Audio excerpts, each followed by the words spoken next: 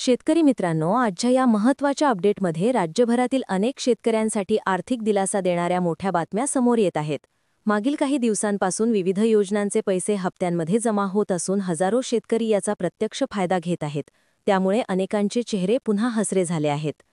केंद्र आणि राज्य सरकारच्या विविध योजना, अनुदाने, विमा रकमेचे वाटप आणि हवामान विभागाच्या सूचनांपर्यंत अनेक महत्त्वाचे मुद्दे आज तुमच्यापर्यंत साध्या आणि स्पष्ट शब्दात पोहोचवत आहोत.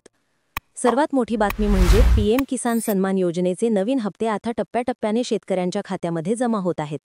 राज्यातील लाखो शेतकरी या लाभासाठी पात्र ठरत असून अनेक जिल्ह्यांनी जमा झालेल्या रकमेची अधिकृत माहिती देण्यास सुरुवात केली आहे. ज्यांनी ई-केवायसी पूर्ण केले आहे, ज्यांच्या कागदपत्रांमध्ये तफावत नाही, अशांच्या खात्यावर आज दिवसभर पैसे जमा होण्याची शक्यता आहे. काही शेतकऱ्यांना नुकसान भरपाई, विमा अनुदान व पिकांच्या हप्त्यांचे वितरण सुरू झाले असून अनेक तालुक्यांची यादी रोज अद्ययावत केली जात आहे. यासोबतच राज्यातील मोठ्या प्रमाणावर नुकसान झालेल्या भागांमध्ये भरपाईचे वितरणही सुरू झाले आहे. काही जिल्ह्यांमध्ये पावसामुळे, काही ठिकाणी गारपिटीमुळे आणि काही भागात पिके कोसळल्यामुळे नुकसान झाले असून त्या शेतकऱ्यांना शासन विविध योजनांमधून दिलासा देत आहे. 29 कोटी, 8 कोटी, 457 कोटी, 9,600 कोटी अशा विविध रकमा अनेक जिल्ह्यांमध्ये वर्ग होत आहेत, ज्याचा थेट फायदा स्थानिक शेतकऱ्यांना मिळत आहे. हवामान विभागाने पुढील 24 तासांकरिता पावसाचा, थंडीच्या लाटेचा आणि गारठ्याचा इशारा दिला आहे. काही जिल्ह्यांमध्ये येत्या काळात तीव्र थंडी पडण्याची शक्यता आहे. हवामानातील बदल लक्षात घेऊन शेतकऱ्यांनी सावधगिरी बाळगावी, कारण अचानक कमी तापमानामुळे पिकांवर परिणाम होण्याची दाट शक्यता आहे. वातावरणातील बदलामुळे काही फळ बागायतदारांना मोठे नुकसान सहन करावे लागले आहे. परंतु नव्याने सुरू झालेल्या गुलाबी थंडीने काही ठिकाणी पिकांना लाभही मिळू शकतो. राज्यातील काही भागांमध्ये सोयाबीन उत्पादन कमी झालं असून शेतमालाचे दर अजूनही MSPच्या खाली आहेत. शेतकरी मोठ्या अपेक्षेने बाजारपेठेतील भाववाढीकडे पाहत आहेत. त्याचवेळी ऊस दर जाहीर करण्याबाबत शेतकरी संघटनांनी जोरदार मागणी केली आहे आणि जिल्हास्तरीय बैठकीत 30 नोव्हेंबरपर्यंत ऊस दर जाहीर करण्याची अंतिम मुदत निश्चित करण्यात आली आहे. काही योजनांबाबत नाराजीही वाढत चालली आहे. मागील वर्षीच्या सौर पंप योजनेचे सर्वेक्षण पूर्ण झाले असले तरी अजूनही अनेक शेतकऱ्यांना सौर पंप मिळालेले नाहीत. त्यामुळे ग्रामस्थांमध्ये असंतोषाचे वातावरण दिसत आहे. यासोबतच लाडकी बहीण योजनेमध्ये अजूनही लाखो महिलांचे ई-केवायसी बाकी असल्यामुळे त्या लाभातून वंचित राहण्याची शक्यता निर्माण झाली आहे. शेतकऱ्यांच्या हितासाठी सरकारकडून 3 लाख कोटींहून अधिक पॅकेज जाहीर झाल्यानंतर त्यातील काही रक्कम प्रत्यक्ष खात्यात जमा झाल्यामुळे पेरणीसाठी बियाणे, खते आणि इतर आवश्यक साहित्य खरेदी करणे आता थोडे सोपे झाले आहे.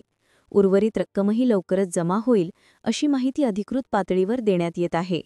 ही सर्व महत्त्वाची माहिती तुम्हाला वेळेवर मिळावी म्हणून आम्ही रोजच्या बातम्या स्पष्ट आणि विश्वासार्ह स्वरूपात तुमच्यापर्यंत पोहोचवत आहोत. तुमच्या जिल्ह्यात पैसे जमा झालेत का, ही कमेंटद्वारे जरूर कळवा. शेतकरी मित्रांनो, भाग 1 मध्ये आपण राज्यातील विविध योजनांचे हप्ते, हवामानातील बदल आणि अनुदान वाटप यासंबंधित माहिती पाहिली. आता भाग 2 मध्ये उर्वरित महत्त्वाच्या अपडेट्स तुम्हाला अगदी स्पष्ट, सोप्या आणि प्रभावी शब्दात समजावून देत आहोत. राज्यातील अनेक जिल्ह्यांमध्ये पिकांची स्थिती, निधी वितरणाची गती आणि शेतकरी हिताच्या निर्णयांची अंमलबजावणी यामध्ये मोठ्या प्रमाणात बदल जाणवत आहेत. त्यामुळे आजचा हा भागही तितकाच महत्त्वाचा आहे. सध्या अनेक शेतकऱ्यांनी फार्मर ID आणि आधारवरील नावांमधील फरकामुळे अनुदान मिळण्यात अडचणींचा सामना केला आहे. प्रशासनाकडून शेतकऱ्यांना सांगण्यात आले आहे की सर्व कागदपत्रांमधील नाव, पत्ता आणि नोंदणी क्रमांक योग्य प्रकारे जुळले पाहिजेत. ज्या शेतकऱ्यांच्या कागदपत्रांमध्ये चुका आहेत त्यांनी तातडीने तलाठी किंवा ग्रामसेवक यांच्याकडे जाऊन नाव दुरुस्ती करून घ्यावी, कारण पुढील काही दिवसात मोठ्या प्रमाणात अनुदान वितरणाचे टप्पे सुरू होणार आहेत. जर नाव, आधार आणि फार्मर ID जुळले नाहीत तर खात्यावर 1 रुपयासुद्धा जमा होणार नाही, हेही स्पष्ट सांगण्यात आले आहे. काही जिल्ह्यांमध्ये केळ्यांचे दर अचानक कोसळल्यामुळे शेतकरी मोठ्या संकटात सापडले आहेत. उत्पादन चांगले आले असले तरी बाजारभाव कमी मिळाल्याने लाखो रुपयांचे नुकसान झाले आहे. या संदर्भात सरकारकडून तातडीने हस्तक्षेपाची मागणी होत आहे. तर दुसरीकडे उत्तर महाराष्ट्र आणि मराठवाड्यात पुढील दिवसात तीव्र थंडी पडण्याचा अंदाज हवामान खात्याने जाहीर केला आहे. थंडीमुळे काही भागात पिकांना फायदा होऊ शकतो, परंतु अकाली थंडीने पिकांच्या वाढीवर परिणाम होण्याचीही शक्यता आहे. म्हणूनच हवामानानुसार शेतकऱ्यांनी काळजी घ्यावी, अशी सूचना कृषी विभागाने दिली आहे. नुकसान झालेल्या शेतजमिनींसाठी सरकारने माती, गाळ आणि मुरुम यांची मोफत उपलब्धता करण्याचा मोठा निर्णय घेतला आहे. ज्या शेतकऱ्यांच्या जमिनी पावसाने खरडून गेल्या आहेत त्यांना कोणतेही शुल्क न देता ही सामग्री उपलब्ध करून दिली जाणार आहे. या निर्णयामुळे अनेक शेतकऱ्यांना नव्याने जमीन तयार करण्यासाठी आर्थिक दिलासा मिळणार आहे. तसेच राज्य सरकारने मागील पीक हंगामात खरीप व रब्बीपर्यंत तब्बल हजारो कोटींची मदत मंजूर केली होती.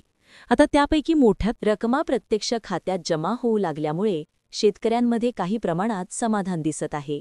रब्बीची पेरणी अनेक ठिकाणी उशिरा सुरू झाली असली तरी काही भागात परतीचा पाऊस न थांबल्यामुळे अजूनही पेरणीला विलंब होत आहे.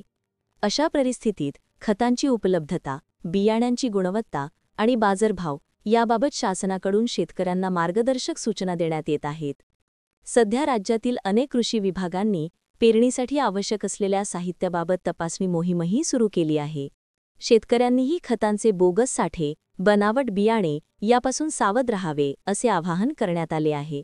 काही योजनांबद्दल अद्याप नाराजी कायम आहे. विशेषतः सौर पंप योजनेत मोठ्या प्रमाणात शेतकऱ्यांनी पैसे जमा केल्यावरही प्रत्यक्ष साहित्य मिळत नसल्याने असंतोष वाढत आहे.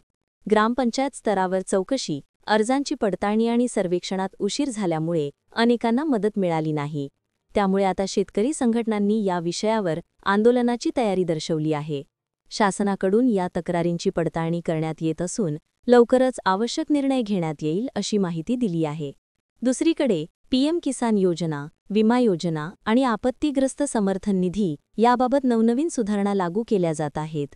मागील काही वर्षांत योजनेचा गैरवापर झाल्यामुळे आता एका कुटुंबातील एकाच व्यक्तीला लाभ देण्याचा निर्णय घेण्यात आला आहे. या बदलामुळे अनेक जण अपात्र ठरले असून 2.5 लाखांपेक्षा जास्त शेतकऱ्यांचे अर्ज रद्द झाले आहेत. या निर्णयावर काहींचा रोष असला तरी शासनाने स्पष्ट केले आहे की वास्तविक पात्र शेतकऱ्यांना लक्षित मदत देणे हे उद्दिष्ट आहे. अनेक जिल्ह्यांमध्ये सध्या ऊस दर जाहीर करण्याच्या मागणीने जोर पकडला आहे. साखर कारखान्यांना अंतिम मुदत देण्यात आली आहे आणि दर जाहीर न केल्यास कारवाई करण्याचे संकेतही प्रशासनाने दिले आहेत. ऊस दर जाहीर झाला की हजारो शेतकऱ्यांच्या हातात मोठी रक्कम जाणार आहे. त्यामुळे याकडे सर्वांचे लक्ष लागले आहे. यासोबतच काही जिल्ह्यांमध्ये सिंचन प्रकल्पांना गती देण्यात येत आहे. सांगली, कोल्हापूर आणि इतर भागांमध्ये मोठ्या प्रमाणात जमीन सिंचनाखाली येणार असल्याने शेती उत्पादन वाढण्याची शक्यता आहे. भविष्यातील पेरणी आणि उत्पादनावर याचा थेट परिणाम होईल. या योजना प्रत्यक्ष राबवल्या गेल्यास हजारो शेतकऱ्यांना दीर्घकालीन दिलासा मिळू शकतो. शेवटी शेतकरी मित्रांनो, तुम्ही ज्या जिल्ह्यात राहता तिथे निधी जमा झाला आहे का, कोणती योजना सुरू आहे किंवा अनुदान मिळाले आहे का, हे तपासणे अत्यंत महत्त्वाचे आहे. तुमचा फार्मर आयडी, 712, आधार आणि मोबाईल क्रमांक योग्यरित्या अद्ययावत ठेवा. या सर्व सुधारणांमुळे तुमच्या खात्यात अनुदान विलंब न होता जमा होईल.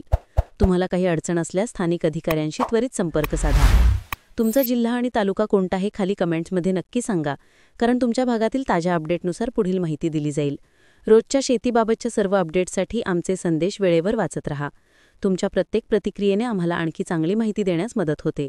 शेतकरी बांधवांनो, अशाच महत्त्वाच्या शेती अपडेट्स, योजना माहिती आणि दररोजच्या ताज्या बातम्या सर्वात आधी मिळवण्यासाठी आत्ताच खालील बटणावर क्लिक करा आणि पीएम सेवा मराठीला त्वरित फॉलो करा.